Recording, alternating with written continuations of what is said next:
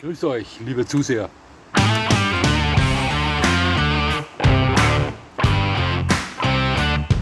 Nochmal herzlichst willkommen, liebe Zuseher, hier auf meinem Kanal. Ich freue mich sehr, dass Sie da sind. Ja, der Herbst ist da, es ist schon etwas kühler am Morgen, aber ich mag das Wetter sehr.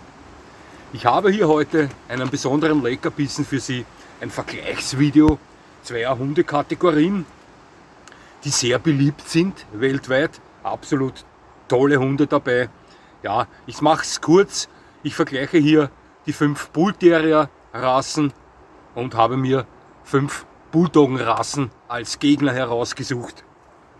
Wir vergleichen hier den American Pitbull Terrier,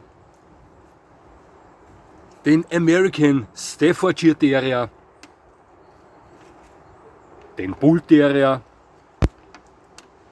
den Staffordshire Bull Terrier und, den müssen wir mit reinnehmen, den Miniatur Bull Terrier gegen den American Bulldog. Als Vertreter der ursprünglichen Bulldogge aus dem 19. Jahrhundert habe ich mich für den Continental Bulldog entschieden. Als Alternative zum English Bulldog nahm ich den Old English Bulldog. Ich muss aber fairerweise sagen, dass das keine offiziell anerkannte Hunderasse ist. Aber ja, die sind doch schon ziemlich gefestigt. Und vielleicht nehmen sie ja denselben Weg wie die Continental Bulldogs ein und werden auch anerkannt. Dann einen Bulldog, der sich abstammungstechnisch etwas von den anderen abgrenzt, aber dennoch ein echter Bulldog ist, nämlich den Mallorca Bulldog, den Cardebu. Und zum Schluss, weil wir ja auch den Miniatur Bull Terrier haben, werfe ich hier den französischen Bulldog ins Rennen. Ich vergleiche diese beiden Hundekategorien, die sich doch sehr ähnlich sind, ja, also körperlich absolut ähnlich. Hier unterscheidet sich zum größten Teil die Kopfform. Ja. Wieder in 12 Kategorien. Das ist der Bewegungsdrang, das ist die Leistungsfähigkeit, Wachhundeeigenschaften, Schutzhundeeigenschaften, die Verträglichkeit, die Gesundheit, die Größe, der benötigte Platz, die Fellpflege, die Futterkosten, die Familientauglichkeit und zum Schluss die Ersthundetauglichkeit. Ich habe die Bewertungen aller dieser Hunderassen natürlich einzeln ausgeführt, habe mir aber zum Schluss von Kategorie zu Kategorie, Hundekategorie zu Hundekategorie immer einen Schnitt ausgerechnet und den möchte ich Ihnen jetzt hier präsentieren. Beginnen wir mit dem Bewegungsdrang bei den 5 Bull Terrier Rassen und wir wissen, die Bull Terrier, völlig egal, ob das der klassische ist oder der Miniatur, der M-Pit, der M-Staff oder der Staffordshire Bull Terrier, das sind Hunde mit recht großem Bewegungsdrang. Also das sind speziell schlanke, leichte American Pitbull Terrier haben schon anständig Trieb und Drive. Das gilt für die anderen auch und ich bin hier auf einen Schnitt von einer 7 gekommen, also eine 7 beim Bewegungsdrang der Bull Terrier Rassen. Im Vergleich dazu die Bulldoggen, die gehen es da etwas gemütlicher an. Auch hier haben wir triebige Hunde dabei, aber im Großen und Ganzen sind die Bulldoggen nicht derartig triebig, haben nicht einen derartigen Bewegungsdrang, wie es die Bull Terrier Rassen vorweisen. Bei den Bulldoggen kam ich auf einen Schnitt von 5,4 beim Bewegungsdrang. Kommen wir zur Leistungsfähigkeit. Das ist eine Kategorie, wo die Bull Terrier Rassen brillieren. Die glänzen bei dieser Kategorie und Bull Terrier Rassen sind im Gesamten gesehen, also diese 5, mit Sicherheit gehören die zu den leistungsfähigsten Hunderassen auf der ganzen Welt. Das sind schnelle, bewegliche, ausdauernde Kraftpakete. Und hier kam ich auf einen Schnitt einer 8. Bei den Bulldoggen sieht es so aus, dass es hier sehr stark auf die Art der Bulldogge ankommt. Ja, also ich hätte hier 2, 3 Vertreter der Bulldoggen ins Rennen werfen können, die diesen Schnitt schon etwas gedrückt hätten, stark gedrückt hätten. Aber ich versuchte fair zu bleiben und kam dennoch auf einen Schnitt einer 6 bei der Leistungsfähigkeit bei den Bulldoggen. Die Wachhundeeigenschaften, das ist eine Sache, wo die Bull Terrier eher weniger gut dabei sind. Wir wissen, ich habe bei diesem Video, wo es speziell um Bullterrier geht, schon erzählt, weshalb Wachhundeeigenschaften, Schutzhundeeigenschaften bei Bullterrier eher im unteren Bereich angesiedelt sind. Wir wissen, die Selektion damals, als sie noch diese grausame Aufgabe hatten, in der Pit gegeneinander zu kämpfen, da musste jederzeit ein Mensch dazu fähig sein, egal ob ein Fremder oder einer der Besitzer, die Hunde zu trennen, ohne gebissen zu werden. War da ein Hund dabei, der im Eifer des Gefechts auf den Besitzer hingebissen hat oder im Adrenalinrausch um sich gebissen hat beim Trennen, dann wurde der von der Zucht ausselektiert oder gar getötet. Und das wurde so Generationen für Generationen lang gehandelt. Das manifestierte sich so, dass heutzutage Bullterrier, American Pit Bull Terrier und die anderen sehr schlechte Wach- und Schutzhunde sind, da sie eine absolut stark ausgeprägte Beißhemmung Menschen gegenüber haben. Ja. Also hat nicht unbedingt mit der Wachhundeeigenschaft zu tun, aber diese absolut ausgeprägte Beißhemmung gegenüber Menschen hindert sie sicherlich auch daran, ihren Wachtrieb, wie soll ich sagen, zu starten, ja, wenn ich das so erklären kann. Sie verstehen mit Sicherheit, was ich meine. Bei der Wachhundeeigenschaft kam ich bei den Bullterriern auf einen Schnitt einer 4. Und hier sind die Bulldoggen schon etwas kerniger gebaut. Die erlebten diese professionelle Art der Selektion zum Thema Beißhemmung gegenüber Menschen nie. Ja. Die wurden und werden auch teilweise heute noch als Wachhunde eingesetzt, speziell in Amerika die größeren Bulldog-Arten, American Bulldog, Alabaha Blue Blood Bulldog und so weiter. Das sind recht passable Wachhunde, speziell der American Bulldog, der einen sehr guten Wachhund darstellt. Und bei den Bulldoggen kam ich bei den Wachhundeeigenschaften auf einen Schnitt von 6,6. Und jetzt kommen wir gleich zu einer verwandten Kategorie, zu den Schutzhundeeigenschaften. Auch hier lassen die Bullterrier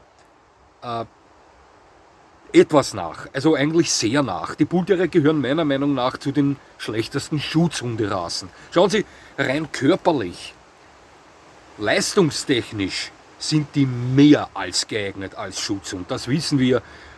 Hätten sie den Trieb, hätten sie die Bereitschaft, ihre Besitzer zu beschützen, dann wären Bullterrier-Rassen Wahnsinnsschutzhunde. Aber der Wille, seinen Besitzer zu beschützen, ist bei Bullterriern im Vergleich zu anderen Hunderassen, sage ich mal, etwas gering ausgeprägt. Es gibt Ausnahmen. Wir wissen, Hunde sind Individuen und es gibt mit Sicherheit Bullterrier da draußen, eine dieser 5 Bullterrier-Rassen, ein Vertreter dieser 5 Bullterrier-Rassen, welche einen perfekten Schutzhund darstellt. Das möchte ich niemandem absprechen, aber im Gesamten gesehen sind die Bullterrier da etwas gedämpfter unterwegs. Ja? Also bei diesem Willen, seinen Besitzer zu beschützen, aufgrund dieser Selektion und so weiter. Es sind keine klassischen Schutzhunde und haben eigentlich schlechte Schutzhundeeigenschaften im Großen und Ganzen. Wie gesagt, Ausnahmen bestätigen die Regel. Ich kam bei den Schutzhundeeigenschaften auf einen Schnitt bei den Bullterriern von 3,8 und hier schlagen sie die Bulldoggen bei Weitem. Speziell diese amerikanischen Bulldoggen-Linien, American Bulldog, Alabaha Blue Blood Bulldog oder die nicht offiziell anerkannten Rassen wie Catahoula Bulldog und so weiter, das sind exzellente Schutzhunde. Ja, die haben einen Schutztrieb, die sind jederzeit bereit, ihren Besitzer zu beschützen. Ja, ihren Beschützer zu beschützen, denn sie stellen ja auch den Beschützer für den Hund dar, zumindest tue ich das. Und ja, die sind den Bullterriern in dieser Kategorie meiner Meinung nach haushoch überlegen. Ich kam da auf einen Schnitt von 5,4, was bei 5 Hunderassen, also bei 5 Bulldog-Rassen, wo auch 2, 3 dabei sind, die da mit Schutzhund Eigenschaften, Fähigkeiten und so etwas weniger zu tun haben, finde ich, ist das ein guter Schnitt. Also ein Schnitt von 5,4 bei den Schutzhundeeigenschaften bei den Bulldoggen und eine 3,8 bei den Bullterrier. Jetzt kommen wir zur Verträglichkeit. Verträglichkeit zu anderen gleichgeschlechtlichen Hunden.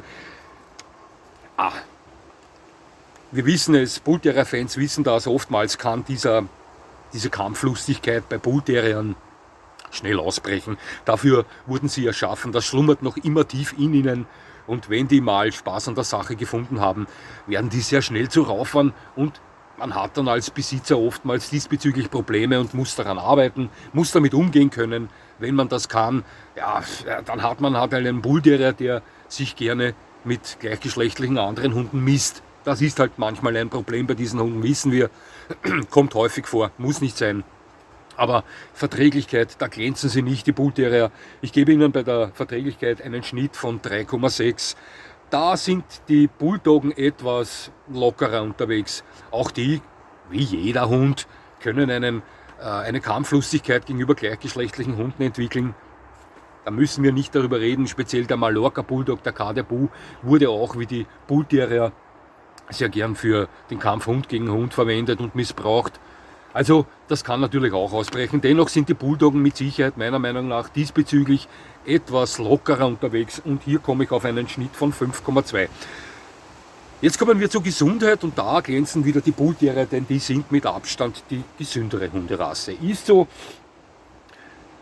die von mir eigentlich alle eine 10 bekommen würden bei der Gesundheit, wenn der klassische Bull Terrier das Ganze nicht etwas bremsen würde aufgrund seines oftmaligen Vorkommens in Reinweiß. Und wir wissen, in Reinweiß haben speziell die Bull Terrier, aber auch Dogo Argentinos und so weiter oftmals mit Hautproblemen zu kämpfen. Die sind da etwas sensibler.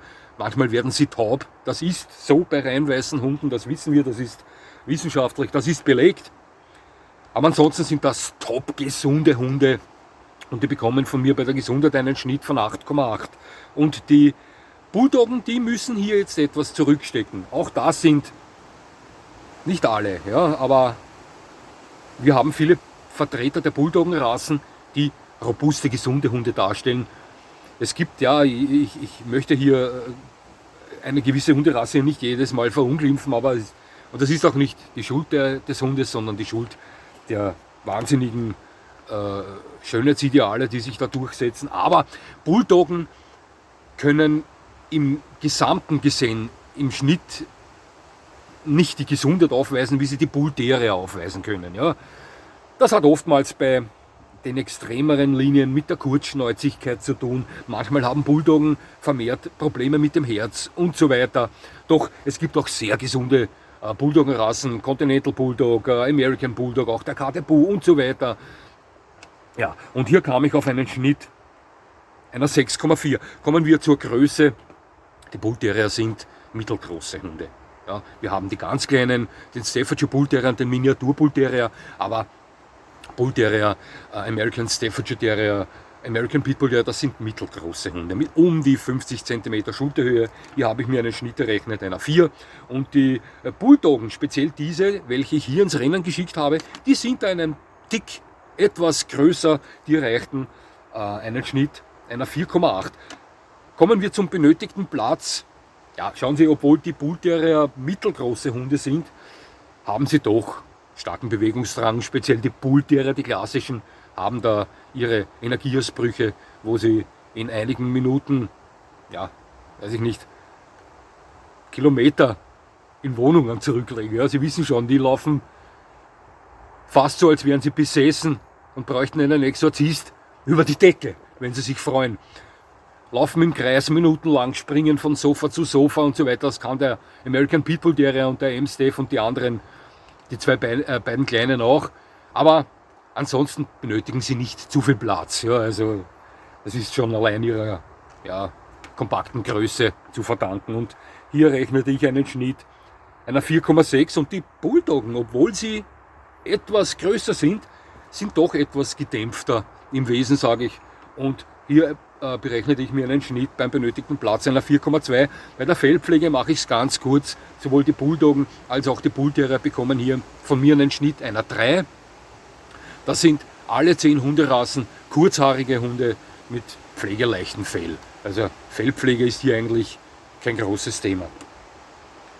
Bei den Futterkosten schlagen die kleineren Bull Terrier die Bulldoggen, da sie die bewegungsfreudigeren Hunde sind. Das sind Hunde mit extremer Muskulatur, recht bewegungsfreudige Hunde, die brauchen auch ein gewisses Maß an Futter, obwohl sie, sage ich mal, mittelgroß sind, putzen die futtertechnisch schon eine Menge weg, wie sie weit größere Hunde auch wegputzen. Ja, also bei den Futterkosten bei den Bull Terrier eine 4,4 und bei den Bulldoggen eine 4,2, weil sie nicht viel größer sind, aber einen doch, sage ich mal, klar erkennbar gedämpfteren Bewegungsdrang haben. Also gleicht sich das in etwa aus und dämpft, sage ich mal, die Futterkosten im Vergleich zu den Bullterrier-Rassen meiner Meinung nach etwas. Also bei den Bulldoggen ein Schnitt von 4,2. Jetzt sind wir bei der Familientauglichkeit. Die Bullterrier für mich fast unschlagbar.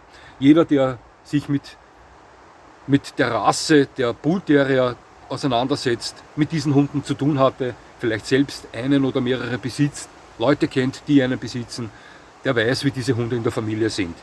Wenn das gut erzogene Hunde sind, mit Gefühl erzogene Hunde sind, da kommen wir dann gleich dazu zum Thema Ersthund, dann sind das die besten Familienhunde, die man sich vorstellen kann. Und meiner Meinung nach die besten Kinderhunde, die besten Kumpel der Kinder aller Hunderassen auf der ganzen Welt. Ich sah noch nie Hunde, die herzlicher zu Kindern sind als die Bullterrier. Das ist meine Meinung und deswegen bekommen die Bullterrier bei der Familientauglichkeit von mir. Außerdem sind es schlechte Wach- und Schutzhunde meiner Meinung nach und hier hat man oftmals auch keine Probleme, wenn fremder Besuch kommt. So, zurück zum Schnitt. Bei der Familientauglichkeit bekommen die Bullterrier von mir eine glatte 10 als Schnitt, weil das für mich meiner Meinung nach zutreffend ist. Und jetzt werden Sie sich wundern, denn auch die Bulldoggen bekommen von mir bei der Familientauglichkeit eine 9,2, obwohl sie, sage ich mal, mit Sicherheit territorialer veranlagt sind und eventuell mehr Arbeit benötigen, wenn man sie auf fremden Besuch vorbereiten möchte. Ja? Also wenn man das nicht von klein auf schon anständig tut, dann kann das bei erwachsenen Hunden schon hitziger ausfallen, ja? Wenn die das erste Mal erleben, dass fremder Besuch eintritt, ja? Als bei den Bullterriern. Dennoch sind die Bulldoggen absolut wahnsinnig tolle Familienhunde. Wahnsinnig tolle Familienhunde und ähnlich zu sehen beim Thema Kinder, wie es die Bullterrier-Rassen sind. Ja? Davon bin ich überzeugt, das habe ich überlebt. Zum Glück habe ich es überlebt, das habe ich erlebt. Ja, davon bin ich überzeugt. Einen Schnitt von 9,2 bei der Familientauglichkeit bei den Bulldoggen. Jetzt kommen wir zur letzten Kategorie, das ist die Ersthundetauglichkeit. Und hier wird es bei den Bullterriern meiner Meinung nach aufgrund dessen etwas happig. Das sind sehr starke Hunde, unheimlich kräftige Hunde, die schon einen Drehmoment abliefern können, wenn die an der Leine ziehen und nicht gut erzogen sind. Und wenn das Hunde sind, die ein etwas verkümmertes Sozialverhalten aufweisen, anderen gleichgeschlechtlichen Hunden gegenüber und sich gerne messen, ja, dann sollte man die schon im Griff haben. Man sollte sie lesen können, Mimik und Gestik, reagieren können oder agieren können, bevor sie agieren. Ja, also Situationen abschätzen können, damit irgendwelche Ereignisse hier nicht geschehen. Und da braucht man schon etwas Ahnung, da sollte man schon etwas Ahnung haben. Ja, also es sind keine Ersthunde für mich. Absolut nicht.